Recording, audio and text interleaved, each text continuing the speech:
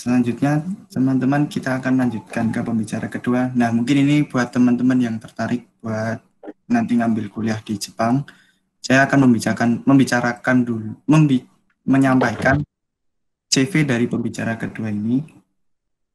Jadi untuk pembicara kedua ini nanti akan diisi oleh Kak Rohmat Yudi Utomo yang lahir pada tanggal 21 Juli tahun 1992.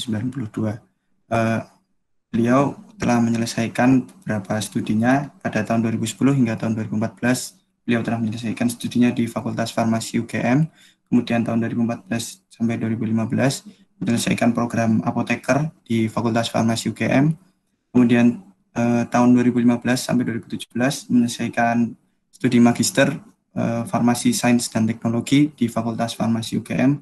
Kemudian saat ini, dari tahun 2019 hingga saat ini masih melanjutkan studi S3-nya di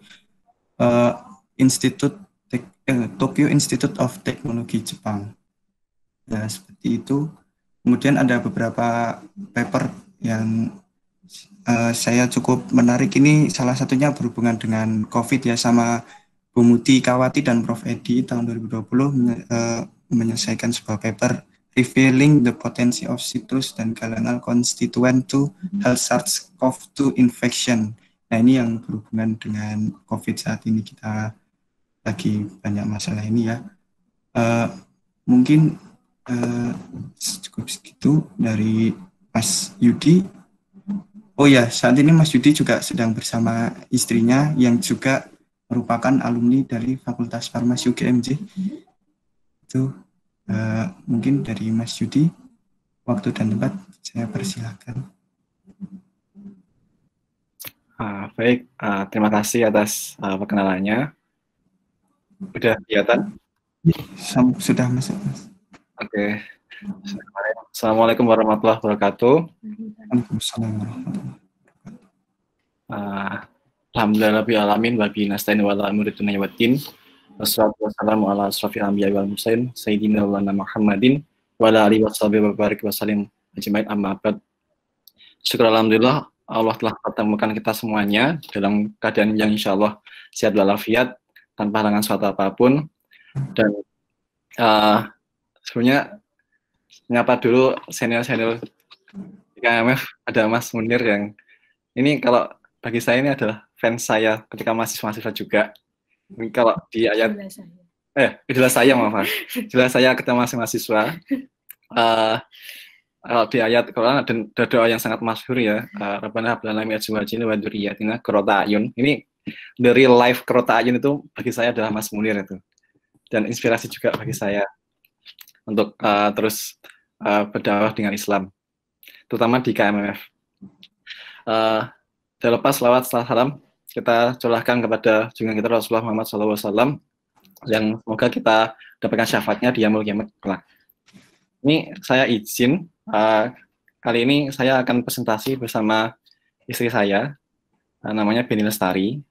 Judulnya Melihat Islam di Negeri Sakura. Perkenalan tadi kalau MC moderator udah mengenalkan saya, ini saya akan mengenalkan istri saya dulu. Istri saya ini Putri Boyolali, 1 tahun di bawah saya.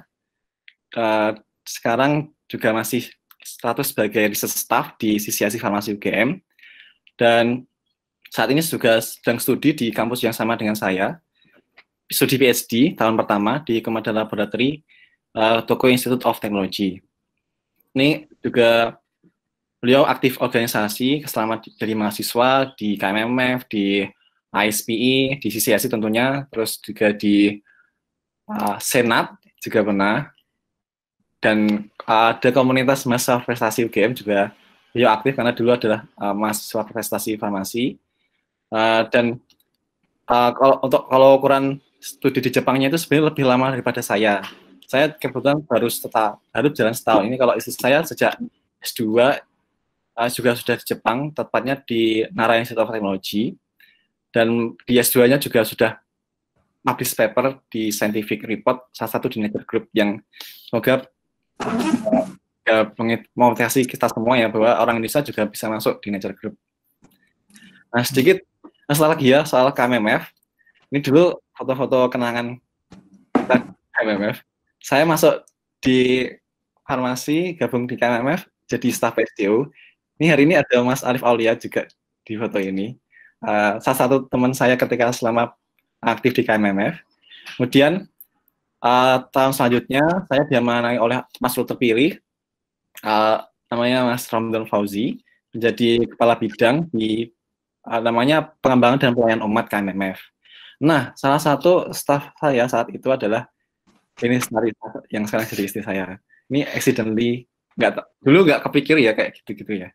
Iya, padahal Allah memberikan jodohnya seperti itu. Dan salah satu program yang kita kerjakan ini ya adalah agenda serasian alumni seperti saya kayak sekarang ini. Dan pada saat itu pembicara yang kita undang adalah Mas Munir yang sekarang juga mengisi. Jadi ini sebuah nostalgia yang insya Allah memberikan berkah buat kita semuanya ya. Bagaimana Allah menjadikan cerita ini menjadi berjalan seperti ini. Nah, selepas itu, istri saya melanjutkan kepengurusannya menjadi Kabid CR dan juga menjadi PKK MMF. Nah, itu sedikit perkenalan. Status kami di Jepang saat ini adalah ketika akhir Maret ya, akhir Maret kemarin tuh Perdana Menteri Shinzo Abe sudah menetapkan Kinkujitai Sengen Kinkujitai Sengen atau state of emergency karena COVID pandemik ini. Dan alhamdulillah hari Senin kemarin tanggal 25 itu sudah ditarik status emergency-nya sehingga kita masuki era baru namanya Aratana Nichijo, New Daily Life in the era of coronavirus. Dan impact-nya apa? Segala fasilitas publik sudah dibuka, misalnya kayak restoran, tempat cukur, dan lain-lainnya, masuk juga tempat ibadah di masjid, juga ada berjalan dengan protokol COVID, misal kayak berjarak, physical distancing ketika di kereta, terus juga ini ada kelihatan mika, terus juga pakai face shield bagi orang yang tukang cukurnya, dan physical distancing ketika sholat. Itu. Nah, sekarang kita masuk ke serba-serbi Islam di Jepang. Nah, alhamdulillah di Jepang itu ada 90 masjid ya di kota-kota di seluruh Jepang, dan juga ada sebenarnya prayer room yang tersebar. Jadi total mungkin ada sekitar 100 tempat yang ada itu. Nah, dari sekian banyak itu ada 3 masjid yang memang dibangun oleh masyarakat Indonesia, Muslim Indonesia di Jepang. 3 diantaranya adalah ini ada Masjid Indonesia Tokyo di Meguro. Ini ada markas besarnya komunitas Muslim di Jepang. Jadi semua kegiatan, semua organisasi Muslim di Jepang itu semua terpusat di sini. Nah, selain itu ada juga 2 masjid yang menurut saya unik karena terletak di kota yang itu sangat kental dengan hiburan malam ya, di Akihabara sama Shinjuku. Nah, di masjid ini itu banyak sekali kisah-kisah yang kayak orang nggak sengaja masuk itu kemudian jadi masuk Islam, dan termasuk juga di Masjid Indonesia Tokyo itu ketiga masjid ini ibarat sebagai oase di tengah padang pasir yang memberikan keberkahan di sekitar, sehingga alhamdulillah sampai sekarang itu banyak sekali yang muslim mualaf-mualaf dari Jepang yang akhirnya mengikrarkan syahadatnya di 3 masjid ini. Nah, terus di dekat rumah kami, di apartemen kami juga ada masjid namanya Masjid Dentoshi. Itu sebenarnya masjid yang berada di sekitar jalur kereta namanya Dentoshi Line. Nah, seperti kayak Mas Munir tadi ya, sebenarnya ini bukan masjid secara fisik, tapi sebuah apartemen yang disewakan. Itu kecil banget di sekitar sini. Kemudian awal tahun 2020 kemarin, tepatnya di bulan Januari akhir, itu kita bersama-sama dengan Pak Muslim dari Bangladesh, dari Mesir, terus dari Syria, itu kita merenovasi apartemen itu untuk kemudian bisa kita manfaatkan fasilitasi sebagai masjid kita bersama, sehingga aktivitas ibadah seperti yang sholat Jumat juga kita selenggarakan di sana. Kemudian selain itu kita juga di kampus ada kegiatan keagamaan, terutama agama Islam yang difasilitasi oleh komunitas Muslim yang bernama Tokyo Tech Muslim Community. Nah, Tokyo Tech Muslim Community itu mewadahi semua Muslim dari berbagai negara, termasuk juga Muslim dan lain-lainnya. Nah, untuk Indonesia sendiri, kita punya komunitas Muslim namanya Midori. Midori ini kalau artinya dalam bahasa Indonesia itu adalah hijau. Ya, mungkin filosofinya supaya kayaknya bendera Islam yang salah satunya adalah bendera hijau ya. Nah, kegiatan-kegiatannya ada iftar party, ada kajian tarawih. Nah, di iftar party ini kita sengaja mengundang muslim dari non-muslim dari Jepang, dari Korea untuk mencoba mengenalkan sebenarnya apa seperti apa. Kemudian pelan-pelan kita jelaskan sholat itu bagaimana, puasa itu seperti apa, Ramadan itu seperti apa. Dan juga kita terkadang ada gitu yang Ustadz ke Jepang, kemudian kita ajak mampir di kampus kami untuk memberikan kajian atau tausiah selama Ramadan itu.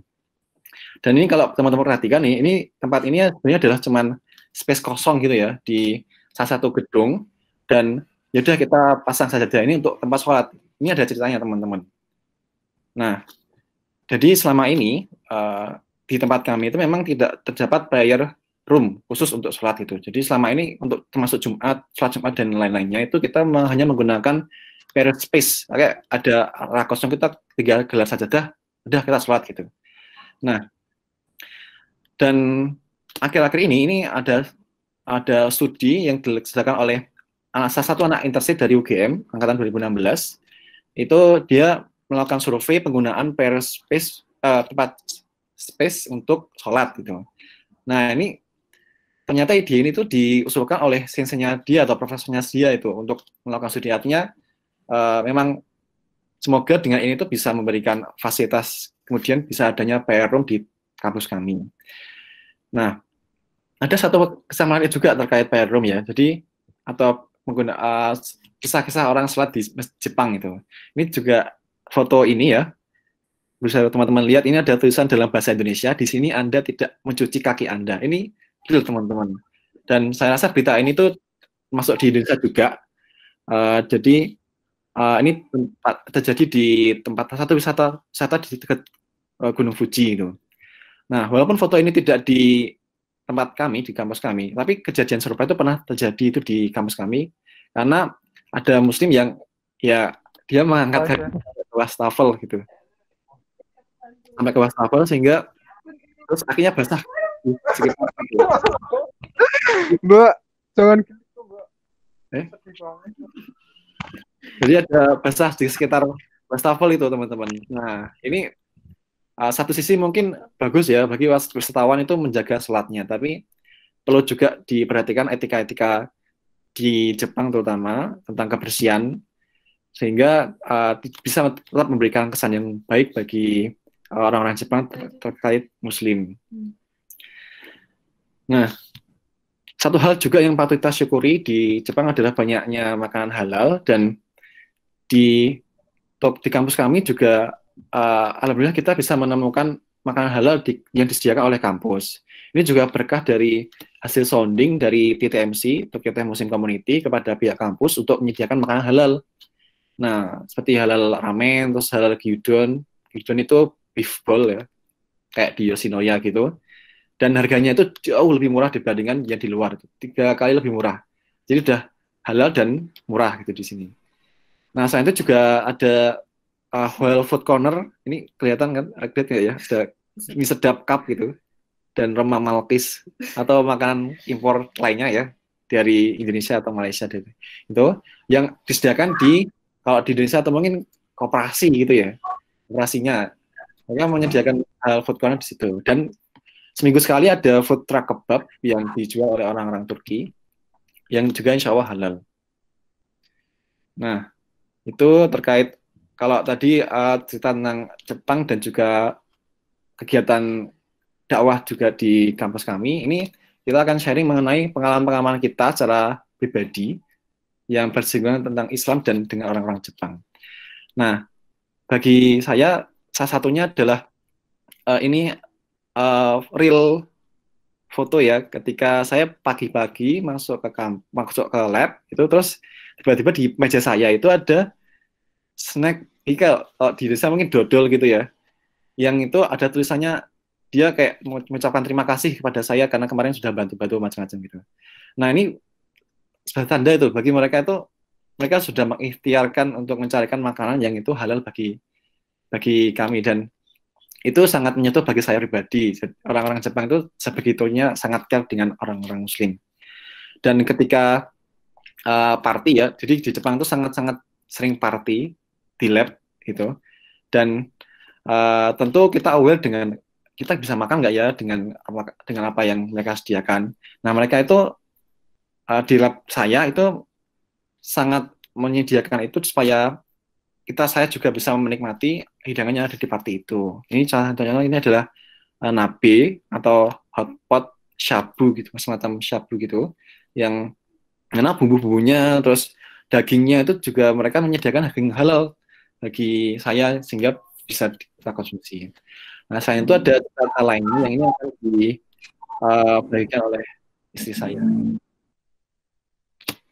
Ya, assalamualaikum warahmatullahi wabarakatuh. Jadi di sini ya ini kayaknya saya penyusup gitu, nggak ada di poster, tapi terus kemudian sama Mas Yudi diminta untuk sharing juga untuk melengkapi cerita-cerita kami selama di Jepang.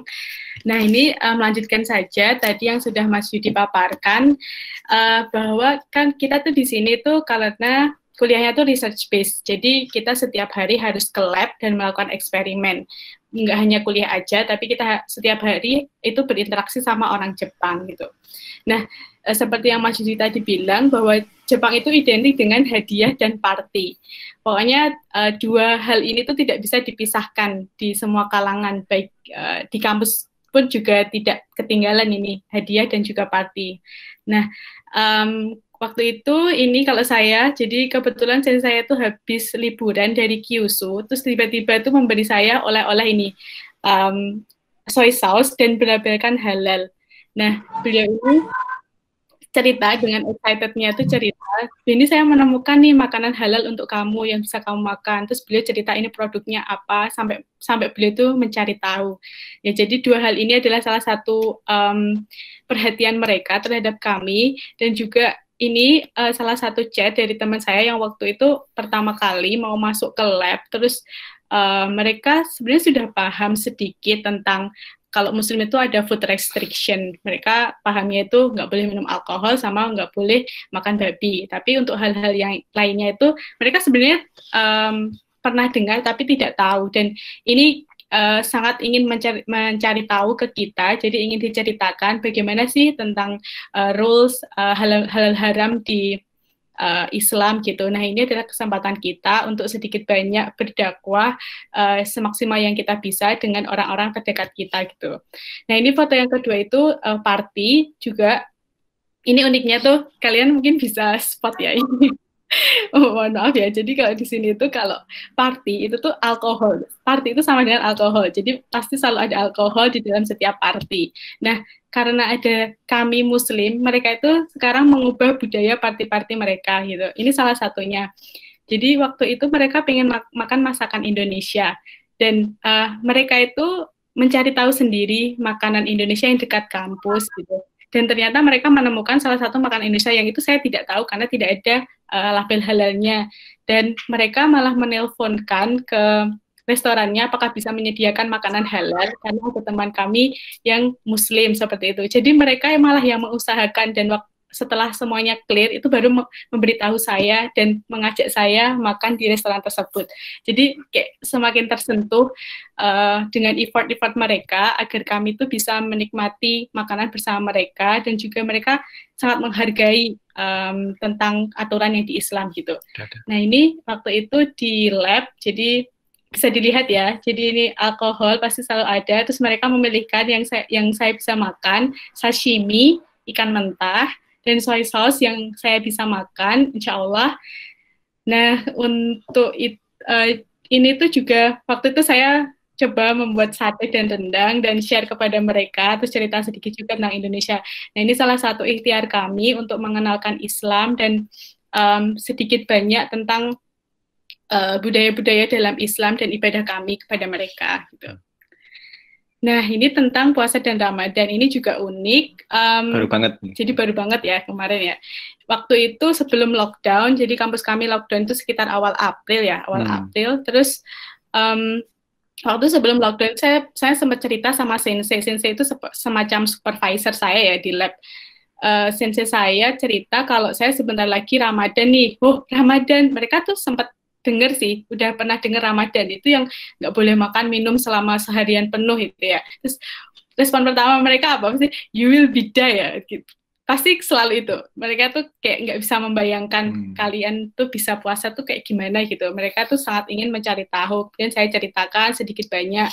Nah, kemudian waktu itu saya juga cerita kemungkinan Ramadan saya start tanggal ini nih Sensei. Nah, beliau itu mengingatnya. Jadi waktu itu sudah lockdown, waktu bulan puasa, dan beliau itu menanya di hari pertama puasa, beliau menanyakan saya tentang gimana Ramadan kamu di hari pertama ini. Terus ya saya cerita sedikit kalau misal ini udah kebiasaan kami tidak apa-apa, jadi kami happy-happy aja. Terus tentang saya ceritakan juga tentang waktu start puasa sama setelah finishnya itu waktu kapan gitu.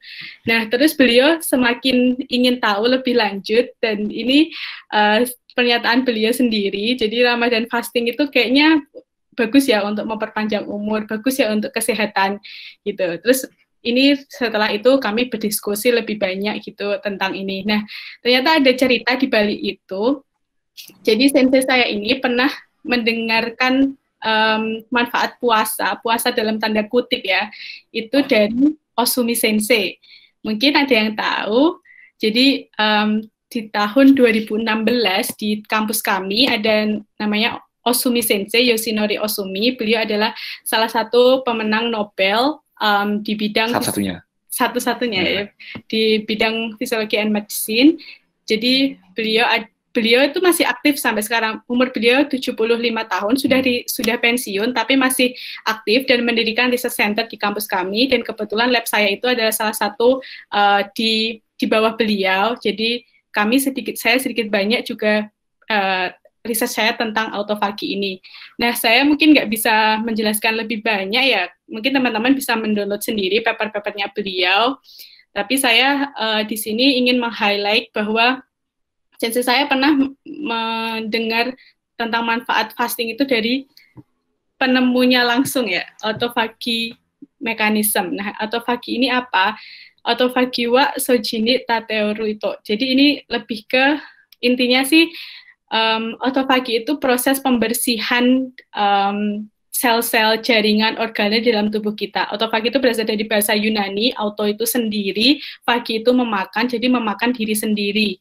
Nah, saya mungkin ini ya lebih jelas. Jadi autofagi itu ternyata ditemukan saat kondisi fasting atau starvation. Jadi ini adalah Osumi Sensei menggunakan model eksperimen yeast itu ragi ya, ragi. Kayak tempe lah. Ya, raginya tempe gitu ya. Ya ini teman-teman ini di normal condition, jadi kondisi tidak puasa. Ini adalah penampakan yeast dari elektron mikroskop, dan ini kondisi starvasi gitu. Di sini kondisi starvasi maksudnya tidak ada nutrien atau tidak ada growth factor yang diberikan selama beberapa jam, dan diamati kemudian yeast-nya tuh penampakan yeast-nya seperti apa. Di sini kita melihat lebih dalam ke organelnya. Jadi ini adalah namanya vakuola. Vakuola kita bisa lihat di sini di kondisi normal dan di sini di kondisi starvasi. Nah, kita bisa lihat bulat-bulatannya itu lebih banyak di kondisi starvasi. Ini maksudnya apa? Ini adalah autophagic body. Jadi ini autofagosom atau istilahnya kayak produk-produk yang akan diautofagi. Ini dalamnya itu bisa berisi organel, jaringan, sel atau benda asing yang memang tidak dibutuhkan oleh tubuh, atau mungkin juga sudah rusak, atau mungkin juga sudah old gitu, sudah tidak berguna lagi intinya, dan harus dibersihkan. Kalau tidak akan menimbulkan penyakit-penyakit yang lain gitu, yang akan menginfeksi tubuh kita gitu. Nah, dari sini kita sangat clear bahwa di kondisi starvasi, di kondisi puasa, itu tuh tubuh melakukan proses autofagi, proses pembersihan diri. Dan nggak cuma pembersihan di sini, jadi sebenarnya itu cleaning and recycling at the same time. Jadi tadi material-material yang sudah rusak itu didaur ulang menjadi energi untuk proses sintesis yang baru. Jadi kan hidup kita kan harus balance ya. Semua itu harus balance, termasuk dalam protein dalam tubuh kita. Antara sintesis dan degradasinya itu juga harus balance. Dan ini saya dapatkan dari ini ya, Nobel lecture-nya Osumi Sensei. Ternyata protein-protein kita itu di dalam tubuh harus diganti setiap 3 bulan gitu, untuk menjaga agar tubuh kita itu sehat gitu. Nah, ini adalah salah satunya. Beliau menekankan bahwa puasa, starving, itu tuh mengaktifasi autofagi. Dan ini sangat berguna, tidak hanya untuk tadi ya, pembersihan, tapi juga ternyata untuk, karena kalau misal, bayangin aja, misal tubuh kita itu mendapatkan pasokan nutrisi terus-menerus, itu kan akhirnya mungkin over ya, dan itu tuh sudah tidak dibutuhkan oleh tubuh. Nah, tubuh malah memproduksi hal-hal yang mungkin tidak dibutuhkan lagi, atau sel-sel abnormal, malah bisa menjadi memicu kanker dan sebagainya. Nah, makanya tubuh kita itu perlu untuk bersih-bersih, dan itu salah satunya jalannya adalah puasa gitu.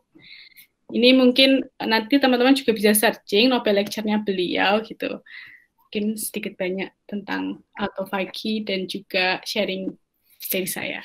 Nah, itu mungkin salah satu hikmah yang selain ini tentunya kita berpuasa karena bagian dari rukun Islamnya kita untuk berpuasa, sebagaimana di Al-Baqarah 183, tapi juga ada manfaat-manfaat lainnya yang di mana itu juga bermanfaat bagi kesehatan kita. Setelah di hadis, walaupun itu dhaif ya, berpuasalah karena itu sehat, itu juga mungkin salah satu manfaat yang menjelaskan mengenai autofagi ini. Nah, kemudian beberapa pesan-pesan yang bisa kita dalami, yakni selama dalam negeri adalah bahwa kita itu adalah agen, ibaratnya ya. Orang Islam, orang non-Muslim akan melihat kita, akan melihat Islam sebagaimana orang melihat orang Muslim di sekitarnya. Dan kita sendiri secara pribadi itu juga dalam maksudnya adalah bertugas untuk berdakwah dimanapun kita berada, walaupun di minoritas, nanti juga ada peran untuk berdakwah di situ, sebagaimana di Al-Imran 104 atau keminkum ummatu yad'un ilal khair. Dan tugas dakwah ini tuh tugas dakwah yang kolektif, tidak hanya satu orang per orang, tapi kolektif sekelompok itu untuk menyebarkan yang baik dan juga mencegah kemungkaran. Dan identitas Muslim itu sangat mudah sekali dikenali ya. Misalnya kayak perempuan tuh yang pakai jilbab, atau yang laki-laki bahkan itu, ini cerita juga dari senseinya istri saya itu, dia bisa mudah mengenali, oh ini suaminya Beni, kenapa? Karena punya jenggot gitu. Jadi jenggot itu juga salah satu identitas yang bagi mereka, oh Muslim itu punya jenggot gitu. Nah, hal seperti itu yang kemudian kita perlu pikiran lebih dalam, bahwa apapun yang kita lakukan itu akan menjadikan kesan bagi mereka mengenai Islam. Nah, karena itu pentingnya kita untuk berdakwah. Nah, kemudian juga sebagaimana tadi Mas Muni sampaikan ya, untuk mempelajari ayat-ayat Allah gitu, baik itu yang tersirat atau sirat maupun yang tersurat, sebagaimana di Al-Quran maupun yang apapun yang telah Allah ciptakan setelah kita. Dan salah satu yang penting perlu kita kenali dari sebagai tanda kebesaran Allah adalah diri kita sendiri. Di Al-Jasiyah itu juga ditekankan, dan diantara dan dalam penciptaan dirimu dan segala makhluk yang melata, atau di sini dabah, itu ada tanda-tanda kebesaran Allah bagi orang yang beriman. Nah, autofagi tadi itu juga seperti itu. Bagaimana kita mempelajari diri kita, ternyata ada proses autofagi dalam tubuh kita, yang itu ternyata betapa Allah itu menjaga sistem itu sedemikian rupa sehingga kita bisa tetap sehat, beraktivitas bagaimana nikmat dari Allah Subhanahu wa taala. Nah, kemudian saya juga sedikit share mengenai ini sebagai bukan taktik, tapi sebuah hikmah dari pertemuan Nabi Musa dan Nabi Khidir. Mungkin teman-teman juga udah pada tahu, karena mengenai 3 peristiwa ya, ini kapal yang dilubangin, kemudian ada anak yang tiba-tiba dibunuh oleh Nabi Khidir, dan pagar yang dibetulkan oleh Nabi Khidir. Ini 3 kejadian yang membuat Nabi Musa itu akhirnya tidak bisa mengikuti ujian dari Nabi Khidir mengenai kesabaran. Nah, hikmah lain dari pertemuan ini yang mungkin bisa kita petik hikmahnya adalah mengenai pengenalan time dimension. Seperti apa? Misal ketika ini ya, kapal yang dilubangin oleh Nabi Khidir ya tiba-tiba. Kenapa? Karena kapal itu adalah kapal milik orang miskin. Dan ketika ketika kapal itu sampai di daratan, itu akan dirampok oleh para orang-orang jahat di daratan itu. Nah, untuk mencegah itu, akhirnya Nabi Khidir melubangin kapal itu. Nah, kejadian ini membuat kita belajar mengenai adanya persoalan-persoalan yang terjadi saat ini, atau now, time dimension now. Nah, sedangkan kejadian anak yang tiba-tiba dibunuh oleh Nabi Khidir, kenapa? Karena anak ini sebenarnya memiliki kedua orang tua yang beriman atau taat kepada Allah. Tapi esok kelak atau in the future, anak ini akan menjadi kafir itu. Nah, untuk mencegah itu terjadi, Nabi Khidir membunuhnya. Dan anak ini juga masih belum balik, jadi belum punya dosa. Nah, kejadian ini menjelaskan adanya konsep future, kejadian yang akan datang. Nah, yang terakhir adalah kejadian yang terjadi pada masa lampau. Kenapa? Karena pada saat itu pagar ini dibetulkan karena di situ ada harta dari yang masa lalu untuk anak-anak yatim.